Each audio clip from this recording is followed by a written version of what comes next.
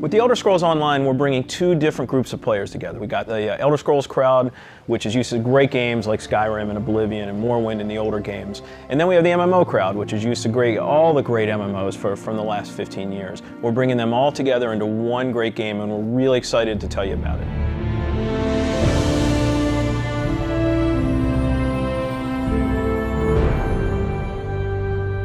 Elder Scrolls Online, everything you need to know about it is right in the name. It's Elder Scrolls, but it's online. And when the team set out, they wanted to create strategic real-time combat. We wanted to create a lot of world immersion. We wanted to create a landscape that was rewarded exploration. But all of that had to be brought together with really great social systems. So Elder Scrolls Online, it's set 1,000 years before Skyrim. And not only is it 1,000 years before Skyrim, but it draws on all the legends and everything that you've read about in the books that you find in Elder Scrolls games. So we've got 20 years of lore to draw upon. We made sure that Morrowind, Cyrodiil, and Skyrim feel like they do in Elder Scrolls 3, 4, and 5. The art style is right in line with those titles. Now you can explore all of Tamriel. You can return to places that you've seen before, and you can explore new places that you've never been.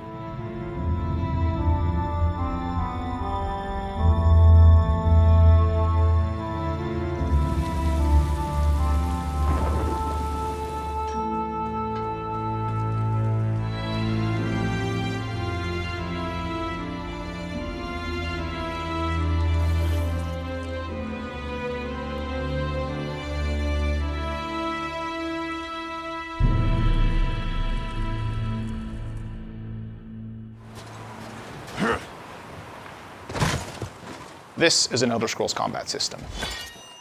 Moving your mouse will make you look around and aim your weapon. You can tap your left click to attack, hold it to power, hold your right click to block, and of course, sprinting, crouching, and sneaking around play a role.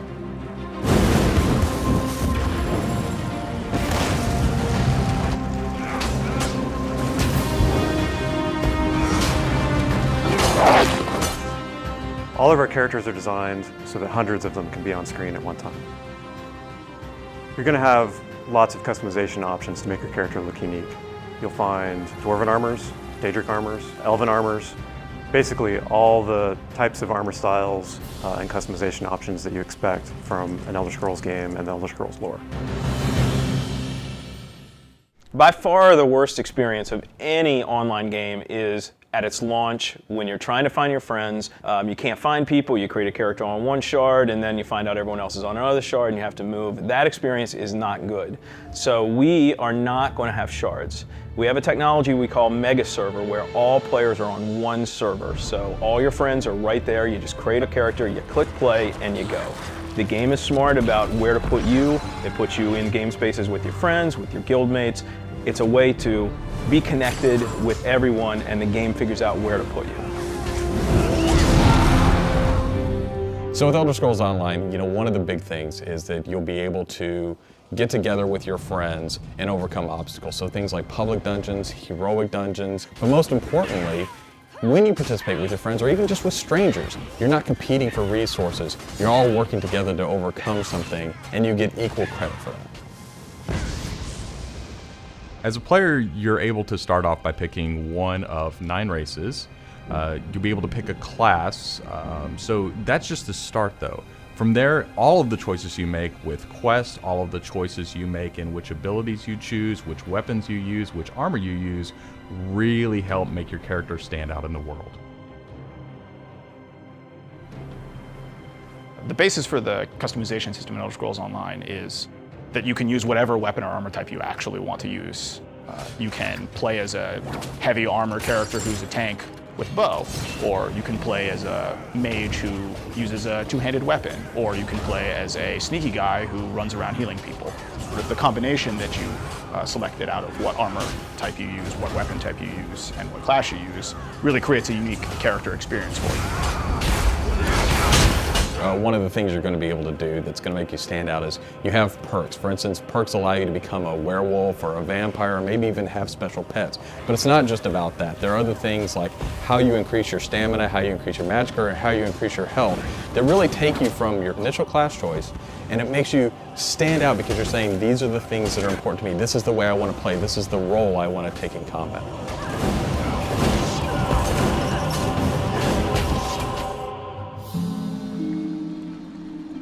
Questing in Elder Scrolls Online was built around a pretty simple concept, and that was that we wanted the player to explore. And we wanted, when the player explored, for them to be able to see something around a corner and say, oh, well, I was on this quest, but now I see something over there that's really interesting. And so they had this decision point of, which thing do I do next? And that's really where we want the player to go. It's not what do I do next, it's which one of these things do I do next. The way a player finds quests in our game is really through exploration. As they wander around the world, we have an on-screen compass, and that really points out the areas of opportunity or points of interest to the player. When the player finds a point of interest in the world, this is really where all of our story content is. And they're an opportunity for the player to make a change in the world. And a really good example of that is there's a werewolf invasion. When the player gets there, they fend off the werewolf invasion, they save the town, and every time you come back to that village, you'll be remembered and thanked by the villagers. The werewolves will be gone just like you would have in Oblivion as the hero of Clutch.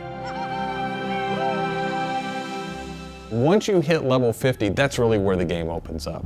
At this point, you're going into Cyrodiil to PvP, or you're deciding you want to go on a heroic raid with your guild and your friends, or maybe you might go into an adventure zone, which is our way of getting you into a zone where you can play solo, you can play with a small group, or you can play with a really large group to overcome obstacles.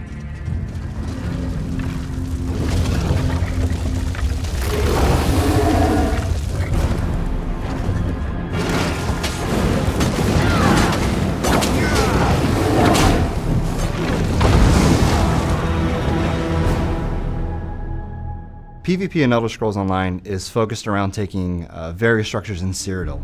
If you remember Cyrodiil from Oblivion, the space is very large, and that's a perfect setting for having three alliances fight each other.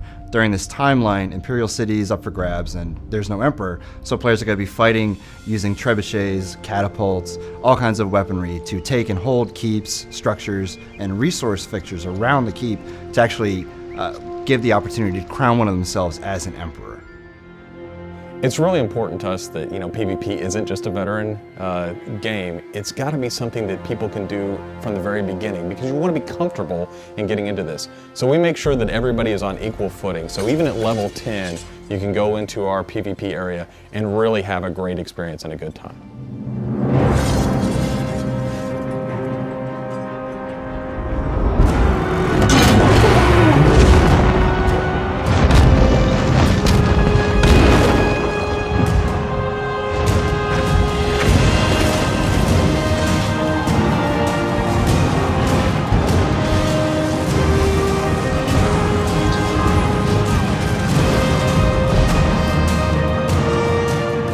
With a game the size of the Elder Scrolls Online, it's really hard to, in one demo, one presentation, one video, to list everything about the game.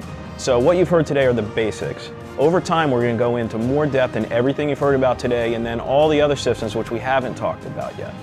All these elements are going to come together and make Elder Scrolls Online the next great online RPG.